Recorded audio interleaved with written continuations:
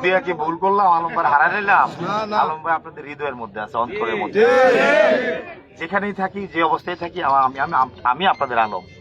আমাকে যেভাবে আগে পাইছেন, আমি আগে বলেছি না, এখন এইভাবেই পাবেন। আমি ইনশাআল্লাহ দুদিন ধরে ঘুরিয়া চবরে ঘুরতেছি, যেভাবে আমি আগে ঘোরাঘুরি করছি এইভাবেই আছি। চিন্তার কোনো কারণ নাই, কাজ করতে হবে।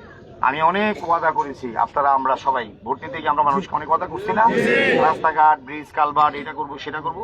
সেই কাজগুলো করার জন্য আমাদের শুরু করতে হবে প্রক্রিয়া। ইনশাআল্লাহ দোয়া করবেন আমি যাতে কথায় বিশ্বাসী না কাজ করে দেখাতে পারি। জনগণকে শান্তি শৃঙ্খলা বজায় রাখতে হবে। দ্বিতীয়ত উল্লেখযোগ্য বিষয় হলো এলাকার মধ্যে চুরি ডাকাতি এগুলো বেড়ে গেছে।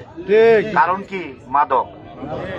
মাদক কোনো অবস্থাতেই সহ্য করা হবে না। মাদক একদম, যারা মাদক ব্যবসা করে, মাদক কারবারি করে, দয়া করে অনুরোধ করলাম এই রাস্তা থেকে দূরে সরে যান। প্রশাসনের লোক আছে এখানে।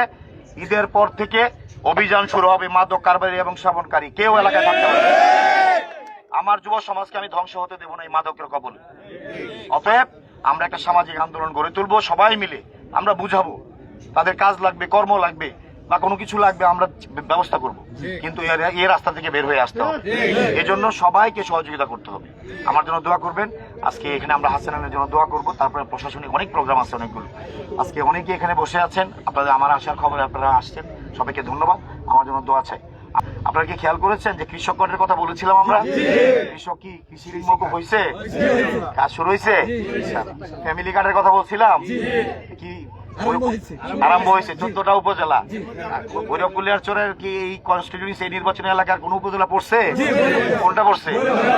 ঠিক আছে, তার মানে কি শুরু হয়েছে তো প্রক্রিয়া। তাহলে নেতা আপনাদের প্রতি দৃষ্টি রাখছে, বোঝা যায় না?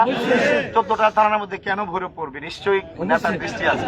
দোয়া করবেন, এটাই একটা লক্ষণ। ঠিক আছে, আল্লাহ যদি বাঁচিয়ে রাখে আরো অনেক চমক আসবে, আরো অনেক আমরা কাজ করবো। আমার কাজ হলো মানুষের কল্যাণ করা। আমি আগেও বলেছি, রাজনীতি আমি কিছু নিতে আসি না, দিতে আসছি। কিন্তু আমার নেতা কর্মীর কাছে আমার কোন অনুরোধ, এমন কোন কাজ, এমন কোন আচরণ, এমন কিছু করা যাবে না যাতে আমার বা আমার দলের বদনাম হবে, সরকারের বদনাম হবে। আমরা পারবো না ইনশাল্লাহ। ধন্যবাদ সবাইকে। আমি জানি আমার কর্মী, আমার নেতারা সবসময় ভালো মানুষ, ভদ্র এবং সবসময় মানুষের পাশে থাকে ইনশাল্লাহ। সেই কারণে মানুষ আমাদেরকে মূল্যায়ন করেছে, মানুষ আমাদেরকে সুযোগ দিয়েছে। এখানে অনেক সনাতন